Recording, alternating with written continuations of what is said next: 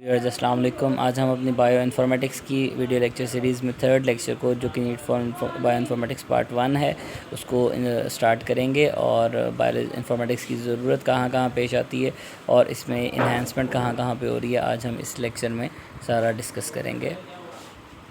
कुछ points last lecture से जिसमें मोटिवेशन इंक्लूड था, जो कि बता रहा था कि एक इंटरडिसिप्लिनरी फील्ड है, न्यू रैपिड लेकिन रैपिडली डेवलपिंग फील्ड है, न्यू है लेकिन रैपिडली डेवलपिंग फील्ड है। लो रिक्वायरमेंट इंफ्रास्ट्रक्चर पे बहुत ज़्यादा रिक्वायरमेंट नहीं है हमें इसके लिए बेसिक इन्वेस्टमेंट वगैरह की, और रिसर्च इक्विपमेंट की भी बहुत ज़्यादा रिक्वायरमेंट्स नहीं होती, और साइंटिफिक डिस्कवरीज़ के लिए वास्ट अपॉर्चुनिटीज़ ये प्रोवाइड किया करता है हमें। उसके बाद हम अगर बात करें नीड ऑफ बायो इन्फॉर्मेटिक्स में, तो अगर आप ये ग्राफ देखें नंबर ऑफ़ एंट्रीज़ जो कि इसमें हो रही हैं, तो इस ग्राफ में अगर हम गौर करें तो इन 1997 अगर आप देखें तो ये 1997 में graph of something like on 0 million के करीब कहीं पे था, और उसके बाद आहिस्ता आहिस्ता अगर आप इसकी इन्हांसमेंट देखते जाएँ तो ये ऊपर जाता जा रहा है, और तकरीबन आप अगर आके 2015 के करीब इसकी वैल्यू देखें तो ये तकरीबन 90 मिलियन के करीब जो है वो वैल्यू आ जाती है। लाइक इस स्पॉट पे, ऑलमोस्ट इस स्पॉट पे 90 मिलियन के करीब जो है वो वैल्यू आ रही है हमारे पास। अगर मैं इसको आपके लिए लेबल कर दूं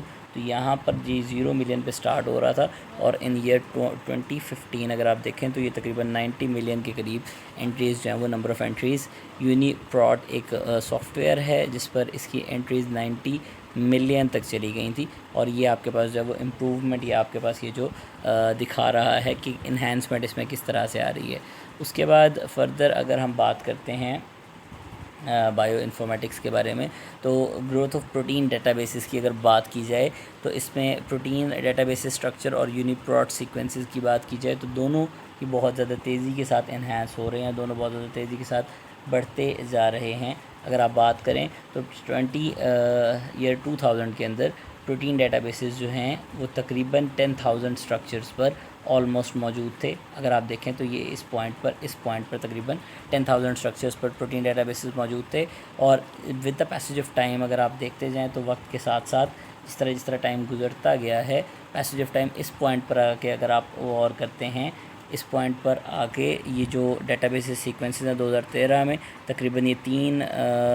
जो ऑलमोस्ट 1 लाख के करीब जो है वो पहुंच गए थे, यानी कि और अबाउट 95,000 ऑलमोस्ट यहाँ पर 2013 में, और यहाँ पर 2014 में जो है ये 1,05,000 के करीब ऑलमोस्ट जो हैं ये पहुँच चुके थे एट दिस पॉइंट, ऑलमोस्ट इस पॉइंट पर। तो ये प्रोटीन सीक्वेंसेस की बात हो गई। और उसके बाद अगर यूनिप्रोट स्ट्रक्चर्स की बात की जाए तो ये तो हमने बात की प्रोटीन सीक्वेंसेस की, ये प्रोटीन डेटाबेस स्ट्रक्चर्स की बात थी। यूनिप्रोट सीक्वेंसेस की बात की जाए तो वो बहुत ज़्यादा रैपिडली ग्रो करते जा रहे हैं। यूनिप्रोट सीक्वेंसेस की अगर आप बात करते हैं तो 2000 में लाइक इन ईयर 2000 इसकी क्वांटिटी बिल्कुल थोड़ी सी थी, इसकी क्वांटिटी बिल्कुल थोड़ी सी मौजूद थी, लेकिन ईयर 2000 अगर आप बात करते हैं तो, और लेकिन अब अगर आप बात करते हैं टोटल नंबर ऑफ़ सीक्वेंसेस की, तो ये आपके पास बहुत ज़्यादा तेज़ी से बढ़ते जा रहे हैं। 5 लाख इनिशियली जो आपके पास तकरीबन ईयर 2008 में ये 5 लाख को क्रॉस कर गए थे। उसके बाद ये तकरीबन ईयर 2008 में अगर आप देखें, दिस ईयर 2008 ये तकरीबन 5 लाख को तकरीबन क्रॉस कर गए थे ये 2008 के अंदर। और उसके बाद अगर आप बात करते हैं 2008-9 में 5 to 10 लाख के दरमियान आ गए थे। उसके बाद अगर आप बात करते हैं ईयर 2013 की, तो ये तकरीबन 30 लाख्स को ये यूनिट 2013 की अगर आप बात करते हैं तो ये तकरीबन 3 बिलियन के करीब जो है पहुंच चुके थे, 30 बिलियन उसके करीब पहुंच चुके थे। और अगर ये 2014 की बात की जाए तो ये 2014 में ये 2014 की बात की जाए तो ये 2014 में ये तकरीबन 40 बिलियन को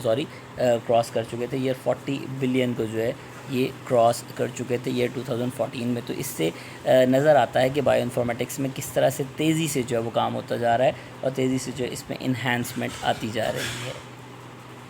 उसके बाद फर्दर अगर हम नेक्स्ट बात करें तो need for bio informatics part 1 में नेक्स्ट जो हमारे पास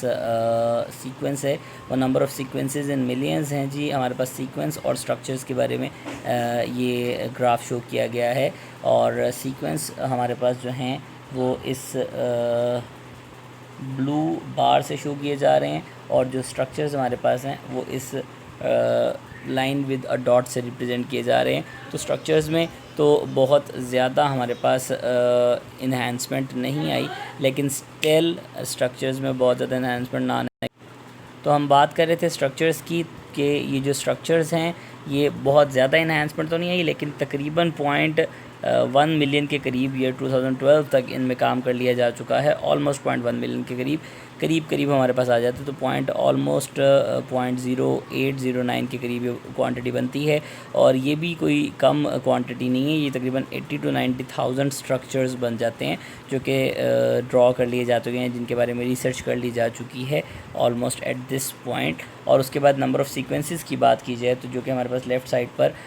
जिसका ग्राफ शो किया जा रहा है, नंबर ऑफ़ सीक्वेंसेस की बात की जाए तो 2002 में ये 0 पर के करीब था। ऑलमोस्ट तकरीबन जो है वो 10-12 हज़ार 15 हज़ार 20 हज़ार के करीब स्ट्रक्चर सीक्वेंसेस थे, जो कि अब तकरीबन इस पॉइंट पर पहुंच चुके हैं, जो कि तकरीबन 15 मिलियन से ज़्यादा, मोर देन 15 मिलियन, और तकरीबन 17 मिलियन के करीब जो है ये क्वांटिटी बनती है, जो कि इतने सीक्वेंसेस डिस्कवर कर लिए जा चुके हैं हमारे पास बायोलॉजी के अंदर बायो इन्फॉर्मेटिक्स की मदद से। उसके बाद फर्दर आगे चलें तो कंक्लूजन इस लेक्चर की अगर हम देखें तो जीनोम और प्रोटियोम इन्फॉर्मेशन जो वो पब्लिकली अवेलेबल है ना। जीनोम इन्फॉर्मेशन जो है क्या होती है और प्रोटियोम इन्फॉर्मेशन क्या होती है। जीनोम इन्फॉर्मेशन में हमारे पास जीन्स के बारे में, जो किसी भी जो ऑर्गेनिज्म के अंदर जो जीन्स मौजूद हैं उसके बारे में जो इन्फॉर्मेशन है that is called genome information. और प्रोटियोम जो आपके पास डिफरेंट प्रोटीन्स एक लिविंग ऑर्गेनिज्म के अंदर मौजूद होती है उसके बारे में जो इन्फॉर्मेशन है उसको प्रोटियोम इन्फॉर्मेशन कहा जाता है। तो ये क्योंकि पब्लिकली आपके पास अवेलेबल है, आप इस इन्फॉर्मेशन को प्रोसेस कर सकते हैं, इसको डाउनलोड करके। अगर आप केयरफुली सर्च करें इस डेटा को ऑनलाइन और थोड़ा सा बायोलॉजी का जो है वो नॉलेज आपके पास हो तो आप इसको बहुत ज़्यादा अच्छे से यूज़ कर सकते हैं, और ये आपके लिए एक गोल्ड माइन यानी कि सोने की खान के तौर पे फ़ायदेमंद या मुफीद साबित हो सकती है। Thank you so much.